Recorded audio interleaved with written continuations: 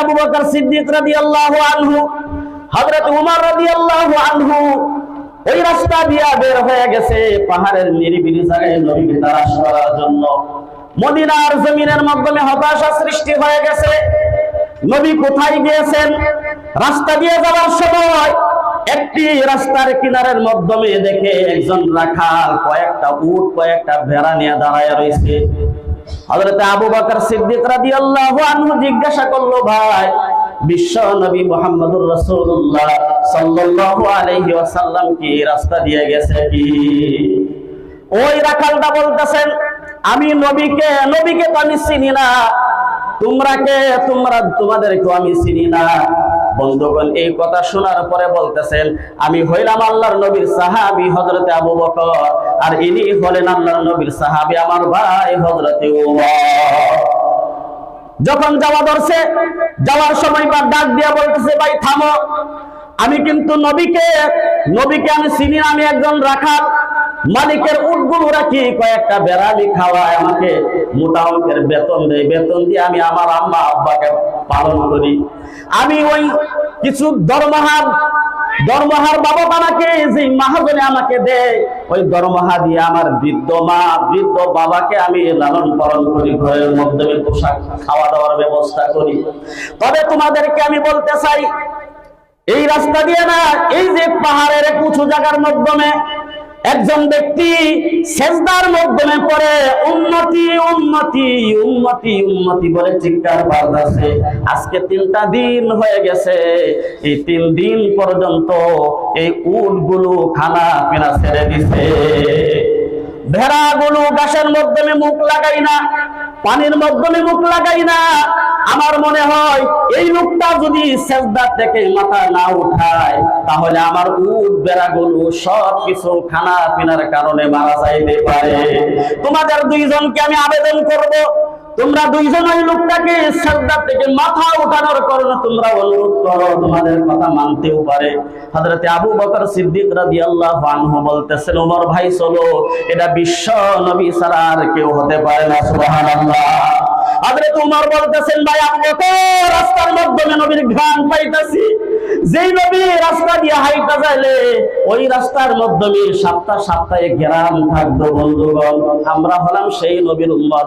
হযরত উমর বলতেছেন, আবু বকর, রাস্তার মাধ্যমে বিশ্ব নবীর শরীরের ঘাম মুবারকের ঘেরান পাইতাছি। নিশ্চয় মুহাম্মদুর রাসূলুল্লাহ সাল্লাল্লাহু আলাইহি ওয়াসাল্লাম ছাড়া ওই পাহাড়ের মাধ্যমে সাজদার মাধ্যমে আর কেউ হতে পারে না। বন্ধুগণ, যেই জায়গার মাধ্যমে নবী সাজদা দিয়েছে, গভীর রজনীতে দোয়া করব, আল্লাহ এই জায়গাটা আমাদের সকলকে দেখার জন্য তুমি তৌফিক দান করো, আল্লাহুম্মা আমিন। বন্ধুগণ, হযরতে আবু বকর হযরতে উমর দুজনই নবীজির কাছাকাছি যখন চলে গেলেন, গিয়া দেখে নবী সাজদার মাধ্যমে মাথা নিয়ে ইয়া উম্মতি উম্মতি উম্মতি আমাদের কারণে চিৎকার করতেছে। নবী আমাদের কারণে চিৎকার করতেছে, আমার উম্মতের কি দশা হবে, আমার উম্মতের কি দশা হবে। হযরতে আবু বকর ডাকতেছেন, ইয়া রাসূলুল্লাহ, আজকে 3টা দিন হয়ে গেছে, মদিনার ছোট ছোট সন্তানেরা আমার দুধ পান করা ছেড়ে দিছে, মদিনার চুলার মাধ্যমে আগুন জ্বলে নাই, খানা পিনা সবাই ছেড়ে দিছে, রাস্তার মাধ্যমে রাখাল তার উটগুলো রাস্তার মাধ্যমে নিয়ে দাঁড়ায় আছে। আপনার জন্য ওই উটগুলো ঘাসের মাধ্যমে মুখ লাগাই না, বেড়াগুলো খানা পিনা ছেড়ে দিছে। আপনি যদি সেজদা জমিন থেকে যদি আপনি না উঠান, আমার মনে হয় মদিনার মাধ্যমে কোনো মানব আর জানোয়ার বাস করতে পারবে না, সবাই একাধারে মারা যাবে। তবে হ্যাঁ নবী, আমি কথা দিলাম আপনার উম্মতের জন্য আপনি চিৎকার করতেছেন, আমি আবু বকর কথা দিলাম, আমি আবু বকরের সমস্ত জিন্দেগি যা কিছু ইবাদত বন্দেগি আমি করেছি, নবীকে ওয়াদা করলাম আমার সকল ইবাদত বন্দেগি আমি আপনার উম্মতের জন্য দান করে দিলাম। সুবহানাল্লাহ, নারে তাকবীর। নবী হে মাথা উঠান সাজদা থেকে। হযরত আবু বকর চিৎকার করতেছে, নবী মাথা উঠাই না। হযরত উমর রাদিয়াল্লাহু আনহু বলতেছেন, হে আমার ভাই আবু বকর, তুমি একটু কিলি ধারাও, আমি নবীকে সুপারিশ করি, দেখি নবীর মাথাকে আমি সাজদা থেকে উঠাইতে পারিনি। হযরত ওমর রাদিয়াল্লাহু আনহু বলতেছেন, নবী হে, আপনি জানেন আমি তলোয়ার হাতের মধ্যে নিয়ে আপনার কল্লা উড়িয়ে দেওয়ার জন্য আমি বের হয়েছিলাম। আর ওই সময়ের মধ্যে আপনার সম্মুখে গিয়ে আপনার সুন্দর চেহারার দিকে তাকায়া আমি উমর আপনার সম্মুখে মাথা নত করে আজও পর্যন্ত আপনার গোলাম হয়ে রইলাম। নবী, এই যে আমার কুরবানি যদি পছন্দ হয়, আমার এই কুরবানি যদি আল্লাহর দরবারে পছন্দ হয়েছে, বন্ধুগণ আল্লাহর নবীকে বলতেছেন, আমি উমরের ইসলাম কবুল করার পরে যা কিছু ইবাদত বন্দেগী করেছি আমি সব কিছু আপনার উম্মতের জন্য দান করে দিলাম। সুবহানাল্লাহ। নবী মাথা উঠান সিজদা থেকে, নবী মাথা উঠাই না, শুধুমাত্র উম্মতি উম্মতি উম্মতি আমাদের কারণে কাঁদতেছে। হে যুবক ভাই, তোমাদের কারণে নবী সিজদায় পড়ে খানা পিনা ছেড়ে দিয়ে নবী কাঁদতেছিলেন। আমার জন্য, আপনার জন্য, মুরব্বী আপনার জন্য নবী উম্মত দাবি করে সিজদারত হয়ে উম্মতি উম্মতি বলে নবী চিৎকার করেছিলেন। যেই সময় দেখে নবী মাথা উঠাই না সিজদা থেকে, বা এদিকে প্লিজ এদিকে দেখেন, আল্লাহ নবী সাল্লাল্লাহু আলাইহি ওয়াসাল্লাম যখন নাকি সিজদা থেকে মাথা উঠাই না, হযরতে আবু বকর হযরতে ওমর রাদিয়াল্লাহু আনহু বলতেছেন, হে ভাই শোনো, আমি বুঝা ফেলাইছি হযরতে ফাতিমা হাসান হোসেন যদি না আসে নবী সিজদা থেকে মাথা উঠাবে না। দৌড়িয়া মদিনার জমিনের মধ্যে গেলেন, যা হযরত আলী রাদিয়াল্লাহু আনহুর সাথে মুলাকাত হয়ে গেল। ডাকতেছেন, আলী শুনো, নবীর সন্ধান পেয়েছি, নবী কোথায় আছে আমরা দেখে আসছি, নবীর খবর পেয়েছি। হযরত আলী রাদিয়াল্লাহু আনহু বলতেছেন, ফাতিমাকে ছাড়া, হাসান হোসেনকে ছাড়া নবীকে সিজদা থেকে ওঠানো যাবে না। দৌড় দিয়া হযরতে ফাতিমা রাদিয়াল্লাহু আনহার ঘরের সম্মুখে গিয়ে হাজির হয়ে গেল। ডাকতেছেন, ফাতিমা শুনো, তোমার আব্বুজানের তালাশ পেয়েছি, কোন জায়গার মধ্যে আছে। হযরতে ফাতিমাতুজ জাহরা রাদিয়াল্লাহু আনহা পর্দার আড়ালের মধ্যে মা বোনেরা বসে আছেন। শুনেন কেমন ছিলেন হযরতে ফাতিমা, যিনি জান্নাতি মহিলাদের সর্দারিনী হবে। ওই ফাতিমা হযরতে হাসান হোসেনকে সাথে নিয়ে পাগলের মতন দৌড় দিয়া আব্বুজানের সম্মুখে হাজির হয়ে গেছে।